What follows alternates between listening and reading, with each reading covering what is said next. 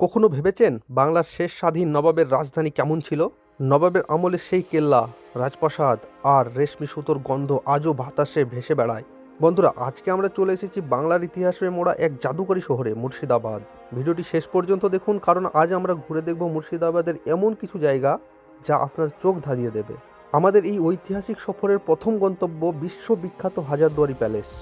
এই প্রাসাদে মোট 1000টি দরজা রয়েছে, যার মধ্যে আসল দরজা মাত্র 900টি আর বাকি 100টি নকল, শত্রুদের বিভ্রান্ত করার জন্য তৈরি হয়েছিল।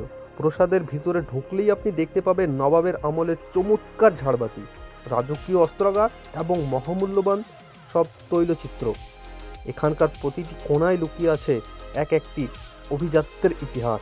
হাজারদুয়ারি প্যালেসের ঠিক বিপরীতেই রয়েছে বাংলার বৃহত্তম ইমামবাড়া, নিজামত ইমামবাড়া। এর গায়ে নিখুঁত কারুকার্য সত্যিই মন জুড়িয়ে দেয়। আর তার পাশেই মাথা উঁচু করে দাঁড়িয়ে আছে সেই ঐতিহাসিক ঘড়ি মিনার বা ক্লক টাওয়ার, যা একসময় কলকাতায় বিগ বেন নামেও পরিচিত ছিল। এখানকার প্যান্ডেল বা কারুশিল্প দেখলে আজও চোখ জুড়িয়ে যায়। এরপর আমরা চলে এলাম কাঠগোলা গার্ডেনে। চারিদিকে সবুজ বাগান, প্রাচীন প্রাসাদ এবং অসাধারণ সব ভাস্কর্য। ফটোগ্রাফের জন্য এটি একদম পারফেক্ট জায়গা। আর মুর্শিদাবাদে এসে যদি কাটরা মসজিদ মিস করেন, তবে ভ্রমণ অসম্পূর্ণ থেকে যায়। মুর্শিদ কুলি খানের তৈরি এই প্রাচীন মসজিদের বিশাল চত্বর এবং এর শান্ত পরিবেশ মনকে এক অন্যরকম প্রশান্তি দেবে। ইতিহাস আর সংস্কৃতির এক অপূর্ব মিশ্রণ দেখতে চাইলে আপনার ট্রাভেল বাকিতে মুর্শিদাবাদকে অবশ্যই রাখবেন।